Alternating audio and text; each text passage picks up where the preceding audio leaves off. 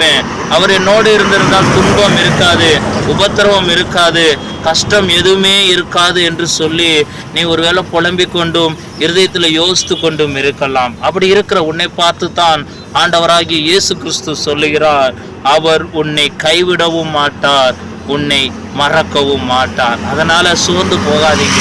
அழகா தேவன் சொல்லியிருக்கிறார், உலகத்தில் உங்களுக்கு உபத்திரவம் உண்டு, ஆனா சதா காலங்களிலும் நான் உங்களோடு கூட இருக்கிறேன். வரும்பொழுது பயப்படாதே, நான் உன்னோடு இருக்கிறேன் என்று சொல்லியிருக்கிறார். துன்பங்கள் வரும்பொழுது உங்கள் துக்கம் சந்தோஷமாய் மாறும் என்று தேவன் சொல்லியிருக்கிறார். தாய் தந்தை இந்த பூமியில எல்லாரும் உன்னை மறந்து போனாலும் நான் உன்னை மறப்பதில்லை என்று சொல்லியிருக்கிறார். சும்மா எப்படி இருக்கிறீங்கன்னு உங்க விசுவாசத்தை பார்க்கும்படியாக தேவன் உங்க கூட இருந்துகிட்டு அமைதியா இருப்பார். ஆனால் அவர் உங்களை மறக்கவும் மாட்டார், உங்களை கைவிடவும் மாட்டார்.